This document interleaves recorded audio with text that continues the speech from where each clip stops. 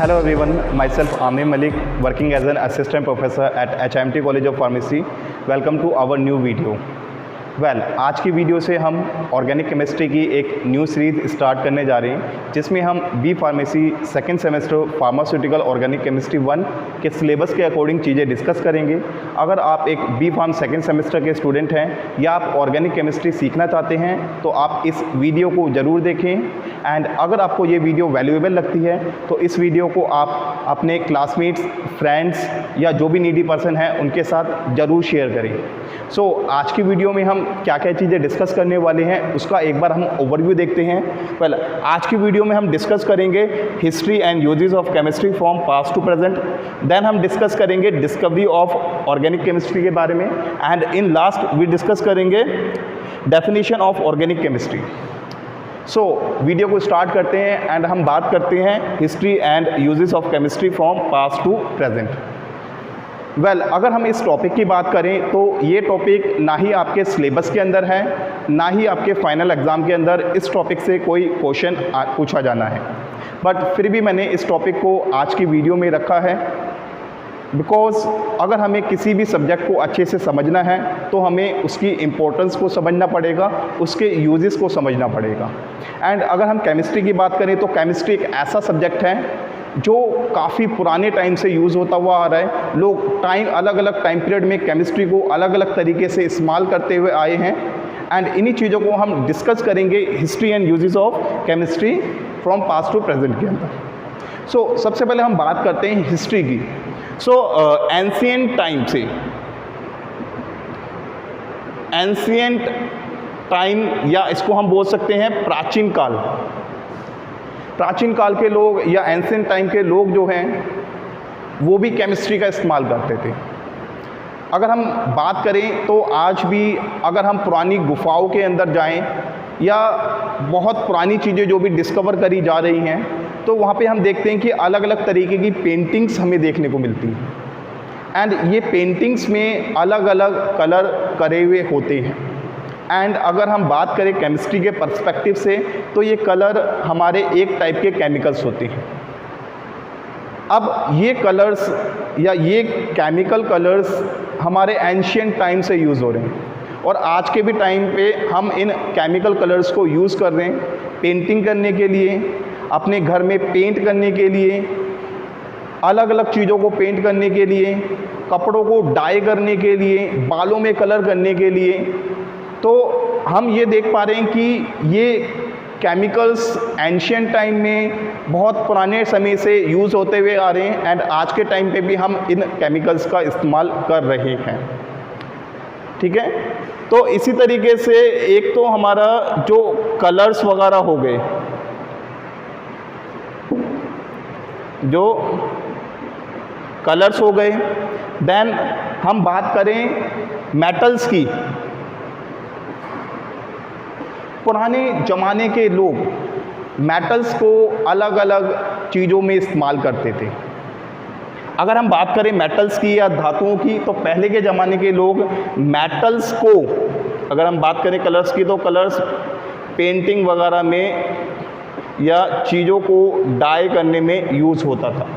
ठीक है, and metals की बात करें तो मेटल्स पहले के टाइम में हमारे टूल्स या औजार वगैरह बनाने के इस्तेमाल आते थे। पहले के ज़माने के लोग धातुओं से, मेटल से अलग अलग टाइप के टूल्स बनाते थे। फॉर एग्ज़ाम्पल किसी ने कोई कुल्हाड़ी बना ली, किसी ने कोई हमारी आरी बना ली या किसी ने कुछ कील वगैरह बना ली। तो या इसी तरीके से अलग अलग मेटल को अलग अलग तरीके से यूज़ करा गया। देन इन मेटल्स को टूल्स के अलावा वेपन्स की तरह भी इस्तेमाल करा गया या हथियार की तरह इसको इस्तेमाल करा गया। फॉर एग्ज़ाम्पल किसी ने भाला बनाया इन मेटल्स को यूज़ करके, किसी ने तलवार बनाई, किसी ने कोई ढाल बना ली। इसी तरीके से अलग अलग वेपन्स के रूप में हमने इन मेटल्स को यूज़ करा। देन थोड़ा सा टाइम बीतता गया, जैसे जैसे टाइम आगे बढ़ा लोगों ने इन मेटल्स के और भी यूजेस स्टार्ट करे। लोगों ने इन मेटल से बर्तन वगैरह बनाए जिनको हम यूटेंसिल बोलते हैं। तो लोगों ने इन मेटल्स का इस्तेमाल यूटेंसिल वगैरह या बर्तन वगैरह बनाने में करा। इसी तरीके से जैसे जैसे टाइम बीतता गया मेटल्स के और भी यूज़ बढ़ते गए। एंड अगर हम आज के टाइम की बात करें तो आज के टाइम में भी हम इन मेटल्स को यूज़ करते हैं अलग अलग चीज़ों में, किसी मशीनरी को बनाने में, किसी मशीनरी को फिट करने में। हम जो भी छोटे मोटे जो हमारे नट बोल्ट वगैरह होते हैं वो भी मेटल्स से बनाए गए होते हैं, ठीक है। हमारे घर के अंदर अगर हम देखें तो बहुत सारी चीज़ें ऐसी हैं जो मेटल से बनी हुई हैं। एंड इन मेटल्स को हम अलग अलग चीज़ों में भी इस्तेमाल करने लगे। फॉर एग्ज़ाम्पल हम कॉपर को इलेक्ट्रिसिटी कंडक्ट कराने के लिए यूज़ करते हैं। तो हम देख पा रहे हैं कि मेटल्स क्या हैं, एक टाइप के केमिकल्स हैं जो पुराने टाइम में अलग तरीके से इस्तेमाल करे जाते थे एंड आज to टाइम में उनका इस्तेमाल जो है वो धीरे धीरे करके बढ़ता जा रहा है। एंड अगर हम बात करें मेडिसिन्स की, अगर हम बात करें मेडिसिन्स की तो पुराने टाइम में लोग मेडिसिन्स जो हैं पेड़ पौधों से या जड़ी बूटियों से प्राप्त करते थे। लोग पेड़ पौधों को लेते थे, उनको कूटते थे, उनको गर्म करते थे, ठीक है, उनका एक्सट्रैक्ट निकालते थे या काढ़ा बनाते थे। उन सभी चीज़ों में पेड़ पौधों का इस्तेमाल होता था या जड़ी बूटियों को इस्तेमाल होता था और एंड उन चीज़ों से हम दवाइयाँ बनाते थे, ठीक है।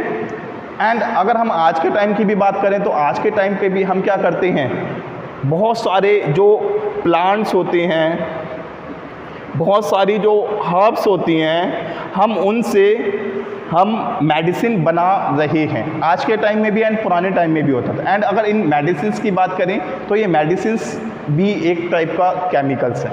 तो पुराने टाइम के लोग भी हमारे इस केमिस्ट्री को यूज़ करते थे। एंड इसी तरीके से अगर हम बात करें तो परफ्यूम्स, पुराने टाइम के लोग पेड़ पौधों से जो भी खुशबूदार फूल होता था, खुशबूदार पेड़ होता था, उनसे उनका कुछ जिसकी वजह से वो खुशबू आती थी वो लिक्विड हमारे निकालते थे एंड उनको वो परफ्यूम की तरह इस्तेमाल करते थे। एंड आज के टाइम पे भी हम परफ्यूम्स को यूज़ कर रहे हैं। अलग अलग फ्लावर्स, अलग अलग प्लांट्स में से हम जो भी फ्रेगनेंस वाला कंपोनेंट होता है उसको एक्सट्रैक्ट करते हैं जिससे हमें अच्छा एक परफ्यूमरी स्मेल आती है। तो पहले के टाइम पे भी लोग परफ्यूमरी में अलग अलग केमिकल्स प्लांट से निकालते थे एंड आज के टाइम पे भी हम निकाल रहे हैं फ्रॉम फ्लावर्स एंड प्लांट्स। सो इसी तरीके से और भी बहुत सारी चीज़ें हैं जहाँ पर पहले के लोग केमिस्ट्री का इस्तेमाल करते थे। बट फ़र्क क्या था कि पहले के लोग इतने ज़्यादा एडवांस, इतने ज़्यादा डेवलप नहीं थे या उनके सोचने की क्षमता इतनी नहीं थी कि वो इसको एज अ केमिस्ट्री स्टडी कर पाए। जैसे जैसे टाइम बीतता गया वैसे वैसे लोगों का चीज़ों को लेकर नज़रिया बदलता गया।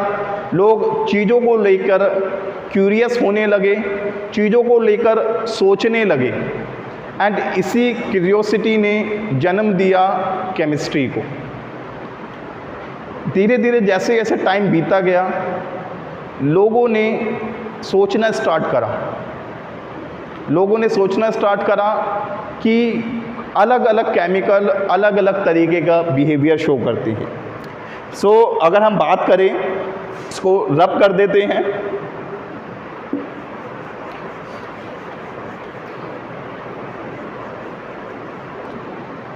जैसे जैसे टाइम बीतता गया वैसे वैसे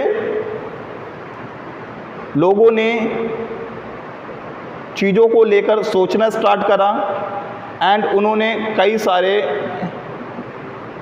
क्वेश्चंस पुट अप करे केमिकल्स को लेकर।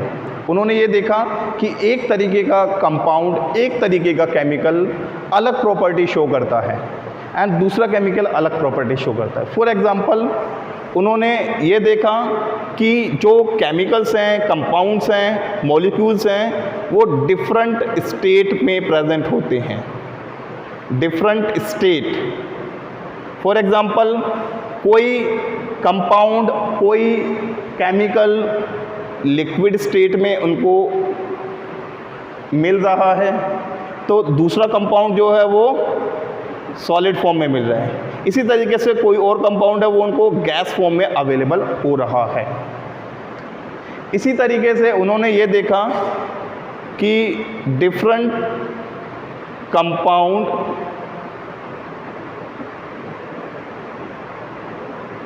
बिहेव करते हैं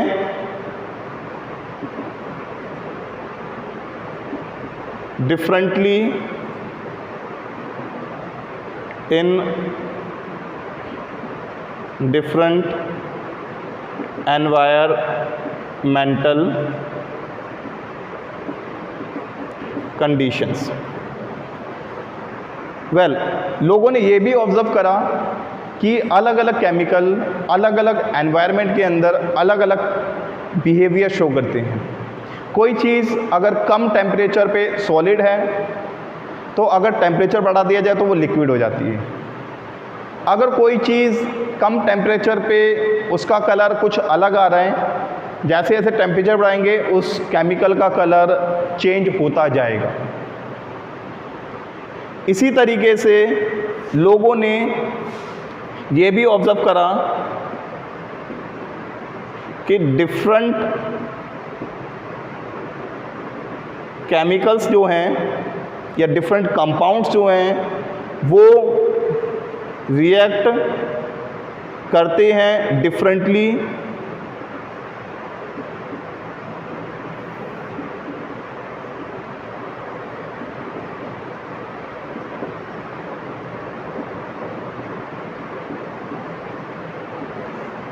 लोगों ने ये भी ऑब्जर्व करा कि अलग अलग केमिकल दूसरे कंपाउंड्स के साथ में अलग अलग तरीके से रिएक्ट करते हैं। कोई कंपाउंड इजीली रिएक्ट कर पा रहे हैं, कोई कंपाउंड है उसको हम टेम्परेचर प्रोवाइड कर रहे हैं, कोई कंपाउंड है उसके अंदर हम कुछ एडिशनल कंपाउंड ऐड करेंगे तब जाके वो आपस में रिएक्ट करेंगे। तो लोगों ने इस चीज़ को जब सोचना स्टार्ट करा तो उन्होंने अलग अलग कंपाउंड्स को अलग अलग केमिकल्स को उनके प्रॉपर्टी के बेसिस पे डिवाइड करना स्टार्ट करा। एंड इसी के साथ हमारा जन्म हुआ केमिस्ट्री का। तो केमिस्ट्री कैसे हमारी डिस्कवर हुई? जब लोगों ने इन केमिकल्स के बारे में पढ़ना स्टार्ट करा, इन केमिकल्स के बारे में सोचना स्टार्ट करा, इनको लेकर अलग अलग उन्होंने वेरिएशन देखे, इसके बेसिस पे इन्होंने केमिस्ट्री को एक अलग सब्जेक्ट के रूप में स्टार्ट करा। एंड वहाँ पर उन्होंने अलग अलग केमिकल को अलग अलग प्रॉपर्टी के बेसिस पे डिफ्रेंशिएट करा। जैसे जैसे टाइम बीतता गया लोगों की समझदारी बढ़ती गई, लोग डेवलप होते गए एंड उनको चीज़ों को ऑब्ज़र्व करने का तरीका भी बदलता गया। एंड एक टाइम ऐसा आया जब लोगों ने इंसानी शरीर को पढ़ना स्टार्ट करा। लोगों ने ये देखा कि इंसानी शरीर के अंदर क्या चीज़ें प्रेजेंट होती हैं, इंसानी शरीर के अंदर क्या क्या ऑर्गन्स प्रेजेंट हैं, किस तरीके से इंसानी शरीर की बनावट है। एंड इसी स्टडी को जब साइंटिस्ट और आगे पढ़ने लगे, कंटिन्यू करने लगे, तो उन्होंने ये ऑब्ज़र्व करा कि हमारे शरीर के अंदर अलग अलग तरीके के केमिकल्स पाए जाते हैं या हमारा शरीर जो है अलग अलग तरीके के केमिकल्स रिलीज़ करता है। फॉर एग्ज़ाम्पल अगर हम अपने पेट की बात करें तो हम बोलते हैं कि हमारे पेट के अंदर एसिड प्रेजेंट होता है। अगर हम सलाइवा की बात करें तो हमारे सलाइवा के अंदर भी या थूक के अंदर हमारे अलग अलग तरीके के केमिकल्स प्रेजेंट होते हैं। इसी तरीके से अगर हम अपने खून की बात करें तो हमारे खून के अंदर भी अलग अलग तरीके के केमिकल्स पाएगा। इसी तरीके से जब हम यूरिनेट करते हैं तो हमारा यूरिन भी जो है एक अलग तरीके का केमिकल कैरी करता है। हम जब हमारे शरीर से जब पसीना निकलता है तो उसमें भी अलग अलग तरीके के केमिकल्स प्रेजेंट होते हैं। इन ऑब्जर्वेशन के बेसिस पे साइंटिस्ट ने ये पता लगाया कि हमारे शरीर के अंदर भी अलग अलग तरीके के केमिकल्स प्रेजेंट होते हैं। एंड जब साइंटिस्ट ने इन केमिकल्स को पढ़ना स्टार्ट करा, इन केमिकल्स की प्रॉपर्टीज़ को पढ़ना स्टार्ट करा, तब डिस्कवरी हुई हमारी ऑर्गेनिक केमिस्ट्री की। तो डिस्कवरी ऑफ ऑर्गेनिक केमिस्ट्री कैसे हुई? जब लोगों ने इंसानी शरीर के अंदर क्या क्या केमिकल्स प्रेजेंट हैं उनके स्टडी स्टार्ट करी, तब हमारी ऑर्गेनिक केमिस्ट्री डिस्कवर हुई। ऑर्गेनिक केमिस्ट्री की अगर हम बात करें तो इसको हम ऑर्गेनिक केमिस्ट्री क्यों बोलते हैं, इसके बारे में भी हम डिस्कशन करते हैं। तो इसको मैं रब कर देता हूं।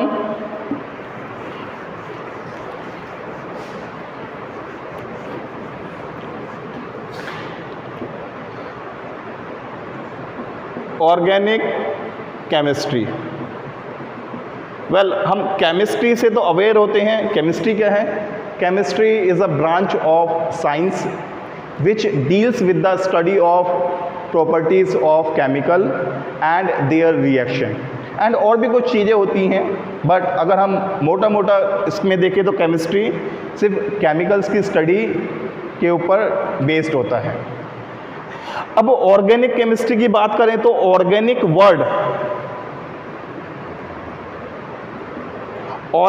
वर्ड का मतलब होता है ऑर्गेनिज्म। अब ये ऑर्गेनिज्म की बात करें तो ऑर्गेनिज्म जो है कोई भी लिविंग थिंग्स और लिविंग सिस्टम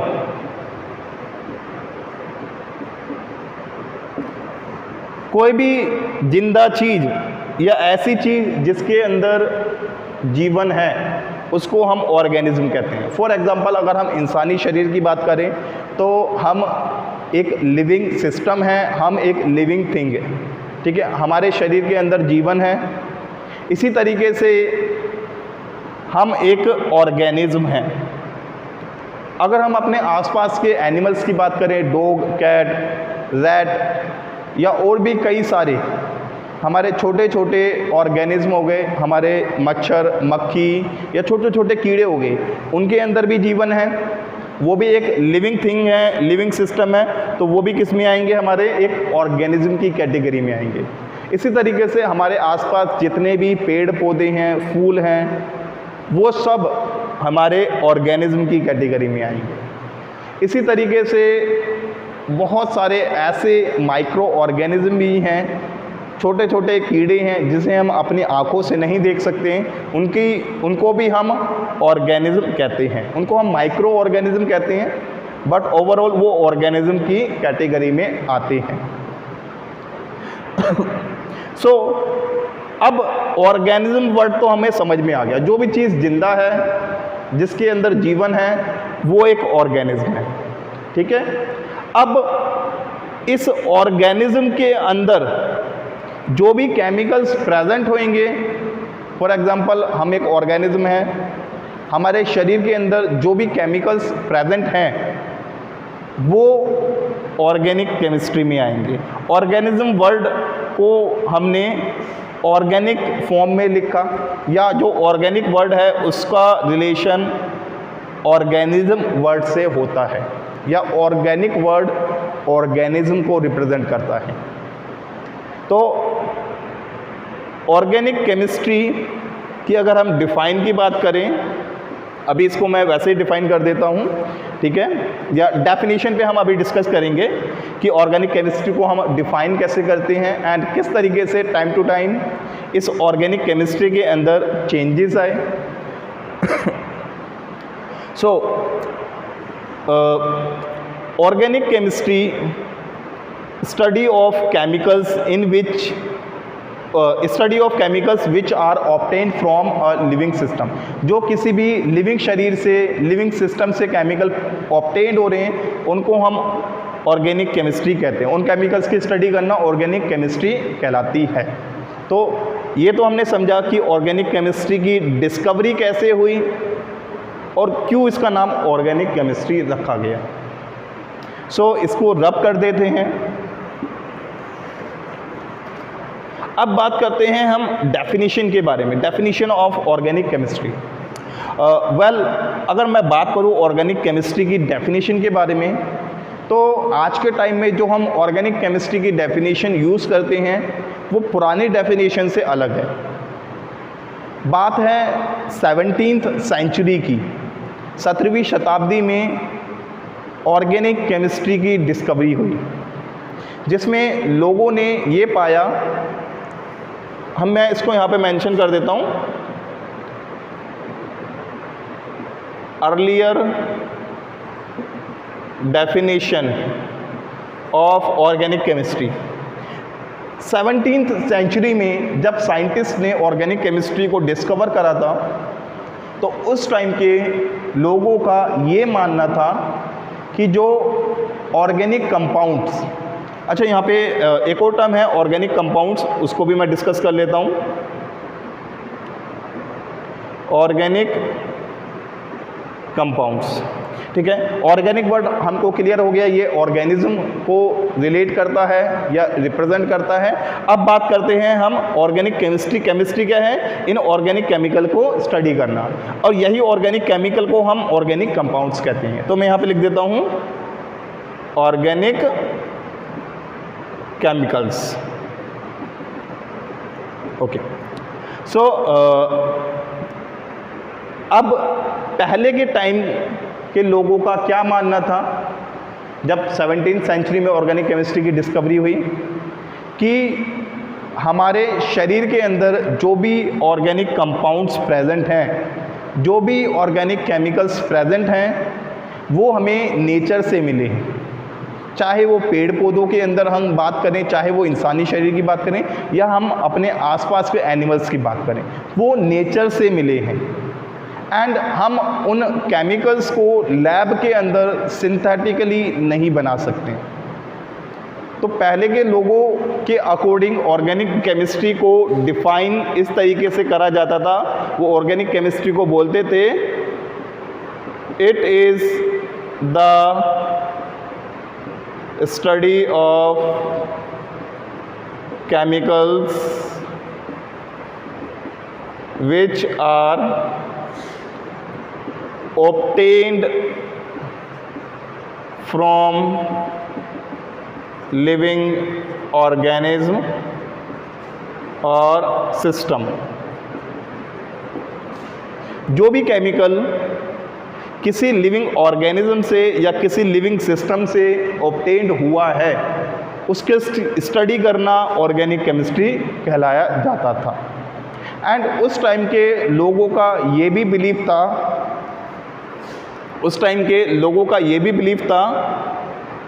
दीज ऑर्गेनिक, इसको रब कर देते हैं, उस टाइम के लोगों का ये भी बिलीव था कि दीज ऑर्गेनिक केमिकल्स, या इनको कंपाउंड्स भी बोल सकते हैं, these organic compounds can not be synthesized in lab. They are obtained from the nature. इसमें एक वाइटल फोर्स थ्योरी भी है। वाइटल फोर्स थ्योरी ये कहती है कि हम ये ऑर्गेनिक कंपाउंड्स को लैब के अंदर अगर बनाना चाहते हैं तो हमें एक वाइटल फोर्स की ज़रूरत पड़ेगी, और ये वाइटल फोर्स नेचुरली प्रेजेंट होता है। हम इसको लैब के अंदर नेचुरल फोर्स को या इस वाइटल फोर्स को नहीं बना सकते। पुराने लोगों की जो थिंकिंग थी ऑर्गेनिक केमिस्ट्री को लेके, वो ये बोलते थे कि ऑर्गेनिक केमिस्ट्री जो भी लिविंग ऑर्गेनिज्म के शरीर से केमिकल्स ऑब्टेन हो रहे हैं, उनकी स्टडी को हम ऑर्गेनिक केमिस्ट्री कहते हैं। इन ऑर्गेनिक कंपाउंड्स को या ऑर्गेनिक केमिकल्स को हम लैब के अंदर सिंथेसाइज नहीं कर सकते हैं, ठीक है। एंड ये हमें सिर्फ नेचर से ही ऑब्टेन होते हैं, from nature, obtain from the nature only, ठीक है। तो पुराने टाइम के लोगों की ये थिंकिंग थी। अब बात करते हैं हम 19th सेंचुरी।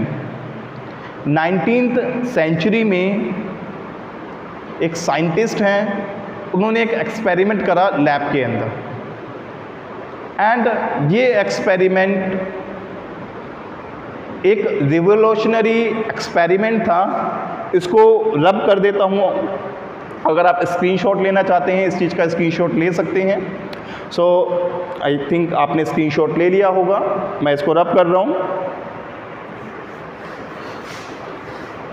तो ये तो थी अर्लियर डेफिनेशन जो पहले के ज़माने के लोग बिलीव करते थे, बट जैसे जैसे टाइम बीतता गया लोगों ने अपने आप को और एडवांस बनाया, ठीक है। एंड सो 19th सेंचुरी में एक एक्सपेरिमेंट हुआ जो कि एक रिवोल्यूशनरी एक्सपेरिमेंट था, जिसने ऑर्गेनिक केमिस्ट्री की डेफिनेशन को पूरी तरीके से बदल के रख दिया। सो 1807 में इन 1807 एक साइंटिस्ट थे फ्रेडरिच वोलार, ठीक है। फ्रेडरिच वोलार,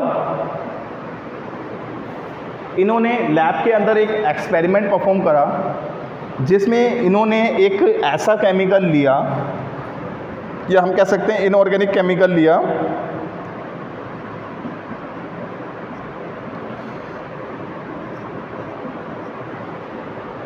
इस इनऑर्गेनिक केमिकल को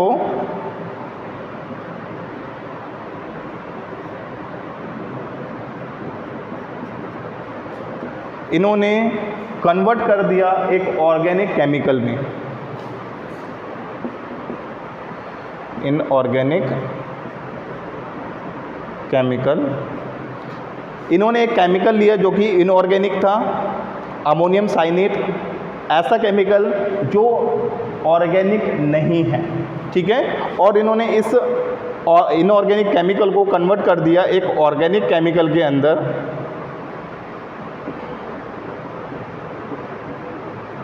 जो कि हमारा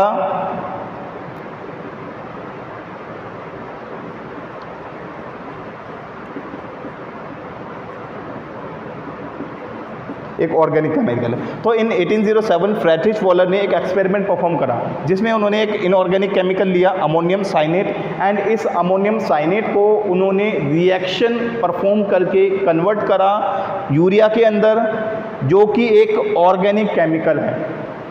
अभी तक जो साइंटिस्ट थे वो यही मानते हुए आ रहे थे कि जो ऑर्गेनिक कंपाउंड है वो हमें नेचर से प्राप्त होते हैं, इनको लैब के अंदर हम सिंथेसाइज नहीं कर सकते। बट फ्रेडरिच वोलर के एक्सपेरिमेंट ने एक रिवोल्यूशनरी चेंज लाया जिसमें उन्होंने ऑर्गेनिक केमिस्ट्री की पूरी डेफिनेशन बदल के रख दी।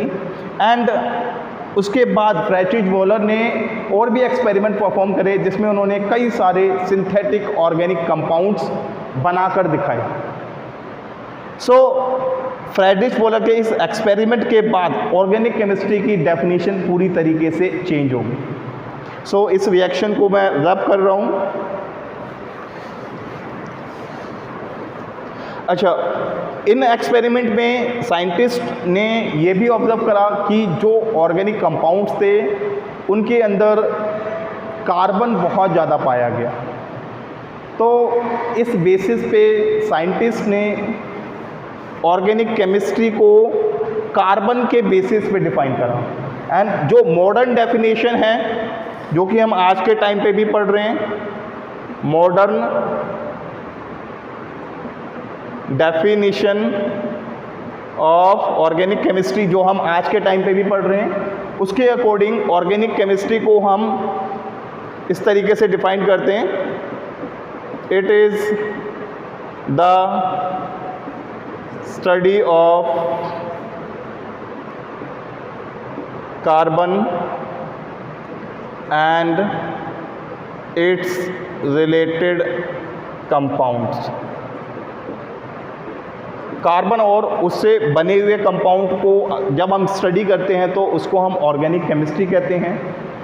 एंड उन्होंने ये भी ऑर्गेनिक केमिस्ट्री के अंदर अगर हम बात करें तो जो ऑर्गेनिक कंपाउंड्स होते हैं या कार्बोनिक कंपाउंड्स होते हैं उनको हम जनरली हाइड्रोकार्बन्स भी कहते हैं। These carbon are mostly bonded to hydrogen atoms and are also known as hydrocarbons. इन कार्बोनिक कंपाउंड्स को हम हाइड्रोकार्बन भी कहते हैं। ऑल्सो इन कार्बन कंपाउंड में हमें और भी कई सारे तरीके के केमिकल्स देखने को मिले। कार्बन था, कार्बन के साथ में मोस्टली हाइड्रोजन अटैच होता है, ठीक है। फॉर एग्जांपल अगर हम मीथेन की बात करें तो मीथेन में कार्बन के साथ क्या है, हाइड्रोजन अटैच है। तो हमने ऑर्गेनिक केमिस्ट्री को कैसे डिफाइन करा है, study of carbon and it's related compound. Carbon और उससे रिलेटेड कंपाउंड को स्टडी करना ऑर्गेनिक केमिस्ट्री कहलाया गया। एंड इन कार्बन कंपाउंड के अंदर हमने देखा कि जो हाइड्रोजन है वो कार्बन के साथ बॉन्ड बनाता है या अटैच होता है। और ये भी ऑब्जर्व करा गया कि कुछ कंपाउंड्स के अंदर हम यहाँ पे एग्जांपल लिख लेते हैं, कार्बन को दूसरे एटम के साथ भी बॉन्ड बनाते हुए देखते हैं। तो दिस कार्बन में also bond with sulphur, oxygen, nitrogen, phosphorus etcetera. तो ये कार्बोनिक कंपाउंड जो हैं हमारे, वो हाइड्रोजन के साथ बॉन्ड बनाते हैं। एंड हाइड्रोजन के अलावा वो कुछ और भी एटम्स हैं जिनके साथ वो बॉन्ड फॉर्म करते हैं। तो मॉडर्न डेफिनेशन की बात करें तो हम अब ऑर्गेनिक केमिस्ट्री को study of carbon and it's related compounds से डिफाइन करते हैं। एंड पहले के टाइम पे जो केमिकल हमारे बॉडी से ऑब्टेन हो रहे हैं उनको स्टडी करना कहलाता था ऑर्गेनिक केमिस्ट्री। सो आज की वीडियो में हम यहीं तक डिस्कशन रखते हैं। आई होप आपको ये वीडियो इंटरेस्टिंग लगी होगी एंड इन्फॉर्मेटिव लगी होगी। अगर आप इस वीडियो से कुछ सीखे हैं, कुछ आपने नॉलेज गेन करी है, तो इस वीडियो को आप लाइक ज़रूर करें, चैनल को सब्सक्राइब करें एंड इस वीडियो को अपने फ्रेंड्स, क्लासमेट या जो भी नीडी पर्सन है उनके साथ ज़रूर शेयर करें। वेल, आज की वीडियो एक इन्फॉर्मेटिव वीडियो थी, इंट्रोडक्टरी वीडियो थी। आने वाली जो भी वीडियोस रहेंगी उसमें हम जो फार्मास्यूटिकल ऑर्गेनिक केमिस्ट्री 1 का सिलेबस होगा उसके अकॉर्डिंग चीज़ें डिस्कस करेंगे। Thanks for watching.